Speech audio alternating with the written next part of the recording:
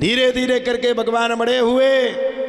यादवों के कुलगुरु गर्गाचार्य जी महाराज ने दोनों बालकों का नामकरण संस्कार किया।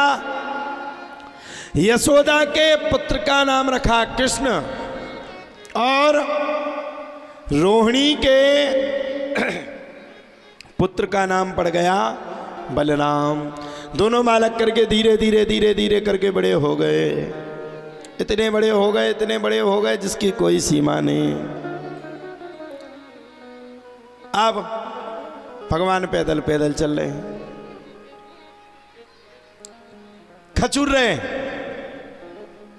मैया भगवान को अपनी उंगली पकड़ा रही है। धन्य प्रभु, दुनिया को अपनी उंगली में नचाने वाला परमात्मा प्रेम के बस में आकर के माता यशोदा की उंगली पर नाच रहा है, वो है भगवान साहब। इसको कहते हैं भगवान। अब भगवान बड़े हो गए। एक दिन मैया से जिद कर बैठे, मैया मैं तो गाय चराऊंगा, मैया मैं तो गाय चराऊंगा, मैया मैं तो गाय चराऊंगा। मैया ने कहा भैया अभी तेरी उम्र इतनी बड़ी नहीं हो गई कि तू गाय चराए, छोटा सा बालक है, नेक सो बालक है, तू गाय चराएगा हमें ठीक नहीं लगेगा। ना ना मैया, हम तो किसी की बात ही नहीं मानेंगे, हम तो गाय ही चराएंगे, गाय ही चराएंगे। मैया बोली एक काम कर लल्ला, गाय की जगह गाय के बछड़े को चरा ले। लल्ला चराने लगे। अब तो भैया भगवान चोरी करने के लिए चल पड़े। गए घर में चोरी करने के लिए। अगल में देखा, बगल में देखा और ऊपर देखा, नीचे देखना भूल गए। सबको बुला लिया, आ जाओ, सही जगह है, खाने की जुगाड़ है, चलो। लग गए। जब नीचे देखा तो एक ग्वाला घुर्र की आवाज कर रहा था। भगवान ने कहा है राम, ये तो मटकी के जस्ट नीचे बैठा हुआ है, सबरे फंस जाएंगे। ये तो मटकी के जस्ट नीचे बैठा हुआ है, सबरे फंस जाएंगे, सबके ऊपर दिक्कत आ जाएगी। भगवान ने कहा एक काम करो, किसी के ऊपर कोई दिक्कत नहीं आएगी, मेरी एक सलाह को मानो। बोले क्या? बोले काम करते, इसी ग्वाले को पूरी तरह घेर लेते हैं और सबसे ऊपर कान्हा को पहुंचा देंगे। बोले ठीक है, अच्छी बात है। सब तैयार हो गए। घेरा, घेर करके सबसे ऊपर भगवान पहुंच गए। 5 4 3 2 1। अच्छा, बीच वाला जो ग्वाला था श्रीदामा के सामने खड़ा था, उसको आवे छींक। अब बनी हुई मटकी है, वो कहा आ, श्रीदामा उसकी नाक पकड़े हुए, हम सपाटा मारेंगे, छींकना नहीं, सबरे गिर पड़ेंगे। और कनुआ की बहुत बुरी हालत होगी, चुप रहना, छींकना नहीं। अरे बोले महाराज छींक तो आई है तो छींकेंगे तो जरूर। 1 2 बार तो उसने कंट्रोल किया, तीसरी बार उसको ऐसी छींक आई कि सबरे चटपट चटपट चटपट करके साहब ग्वाले गिर पड़े और भगवान पकड़े गए। भगवान ने मौका देखा, भगवान दौड़े और दौड़ करके ग्वालों के पास चले गए। यार तुम तो सब छोड़ करके भाग आए थे, बड़े स्वार्थी हो। सबरे बोले कान्हा अब तुम तो पिट रहे थे, हम थोड़ी पिटते। इस प्रकार से भगवान ने माखन चोर की माखन चोरियों को किया है।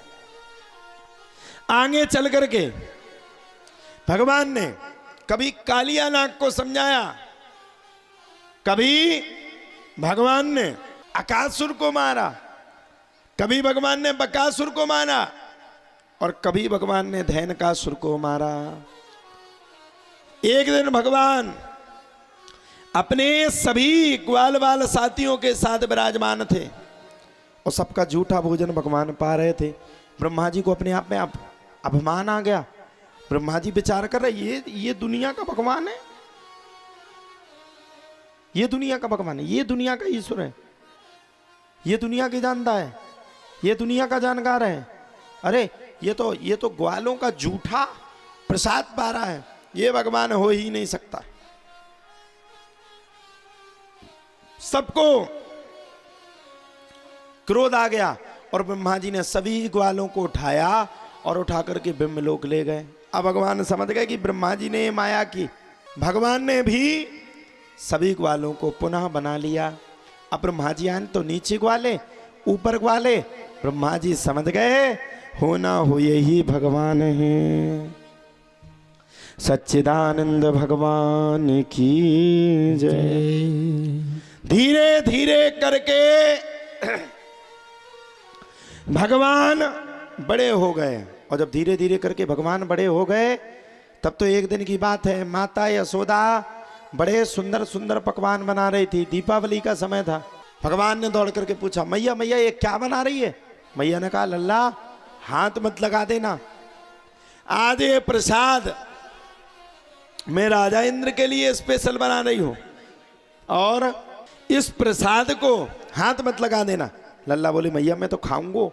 मैया बोली, मैं बहुत पिटाई लगाऊंगी, छूना नहीं इस प्रसाद को, ये राजा इंद्र के लिए स्पेशल रूप से बना है, ये किसी दूसरे के लिए नहीं है, तू हाथ मत लगा देना। भगवान दौड़े दौड़े बाबा के पास पहुंचे।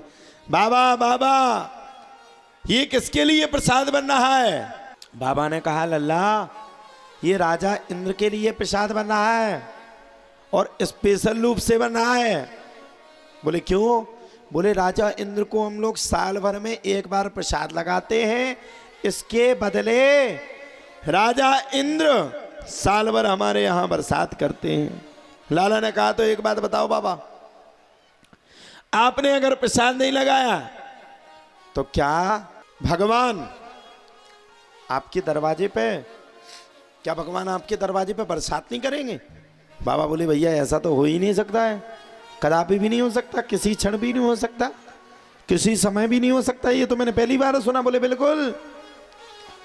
भगवान बोले, बाबा दुनिया के चक्कर को छोड़ो और मेरी बात को मान जाओ। बोले किस बात को मान जाओ? बोले बाबा ये राजा इंद्र के चक्कर में मत पड़ो और चलो चल करके गोवर्धन की पूजा करते हैं। रात भर में कोई निर्णय लिया गया है, उसमें पास कैसे हो जाए। सभी ब्रजवासियों ने रात भर प्रतीक्षा की और सुबह मन में विचार किया कि कान्हा की ही एक बार में बात मान लेते हैं।